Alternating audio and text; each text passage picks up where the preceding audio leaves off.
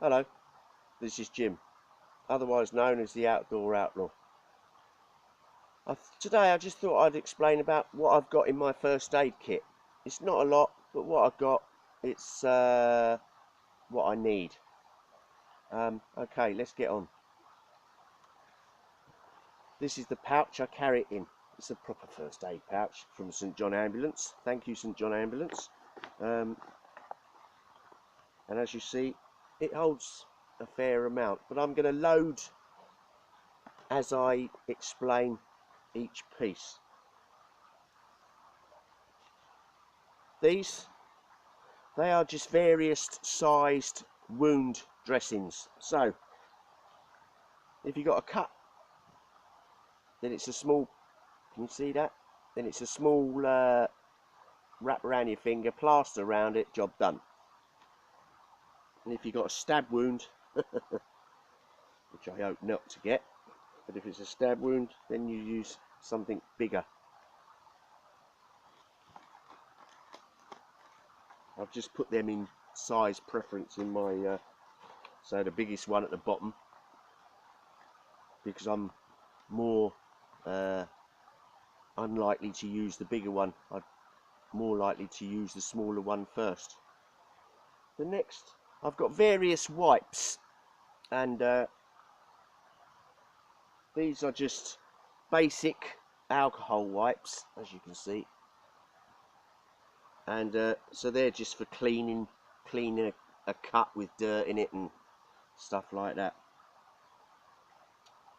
Next, this is a wipe, but this is for stings. This is like for yeah, mozzie bites. I think I need about 100 of these for the mozzies that are annoying me at the moment. But as I say, at one with nature, trying to ignore them is a task in itself. But anyway, that's the alcohol wipe for a sting. Now, these are a joke. I've got these I've got these alcohol wipes, and they're for sun. Hang on a minute, am I missing something here? How much sun do we actually get in Britain? Not a lot. So these, they're optional.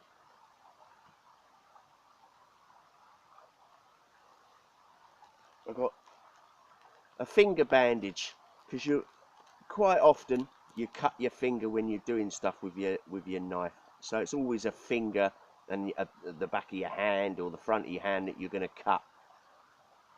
Unless you're stupid enough to be cutting down there and you go through your artery. Well, that's your fault for being so stupid and not taking care by using your knife properly. But this is just for a finger, the back of the hand, any small cut, wrist.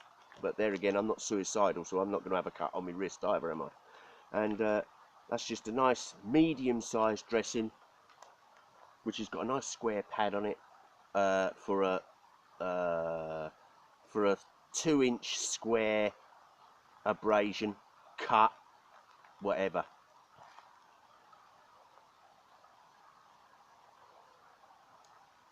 Safety pins, 4 or 5 of those. Just tuck them in my. Now the safety pins are great because they've got loads of uses. You know, your jacket comes undone, safety pin. You need an emergency fishing hook, safety pin. But remember, if you're going to use a safety pin as a fishing hook, just put a tight barb on the end. It's quite easy to do. You hammer the edge, turn it with a multi-tool, just turn it, hammer it again, and then you get that slight little barb which catches the fish. Even though I've never done fishing, someone told me that about the old safety pin, so I thought, I've never tried it, but someone told me and I thought, okay, I'll pass it on to all you people. That's just another little cotton wool. Oh, I've got some cotton wool. Absolutely bloody marvellous. Now, that, I can use that with my survival kit for fires and stuff. And a bit of hand gel, which brings me to my next thing. as you see, this is just a little hand gel. That's in my first aid kit. That's for cleaning a wound as well. But in emergency, I've now got a bit of cotton wool and I've got a bit of other hand gel to make fire.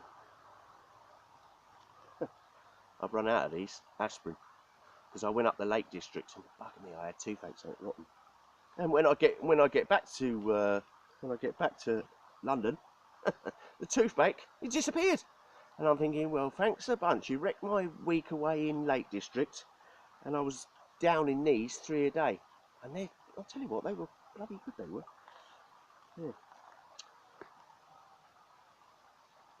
A pair of scissors. I mean, I'm not going to explain what a pair of scissors are. They cut stuff, you know, like toenails, fingernails. They'll cut a bit of thread off. They'll cut the, you know, cut a bandage in half if you only want to use half a bandage. A really good thing I got here. Never leave home without one, okay? Well, you never know. I might get lucky. And no, I don't mean with the sheep or anything like that. I mean, I might get lucky with some... Well, you never know. I might just get lucky. I've got some burn gel here because now when you're camping you deal a lot of times with campfire, and it's not that rare that you could burn yourself on a fire. So like I've got those. I mean, yeah, you pick up a hot metal handle and you go, oh fucking hell, that hurt. You rub it on you rub it and you look at it and it's okay. But when your skin is missing, that is the time to use these burn gels, because they cool it down, and you know what I mean.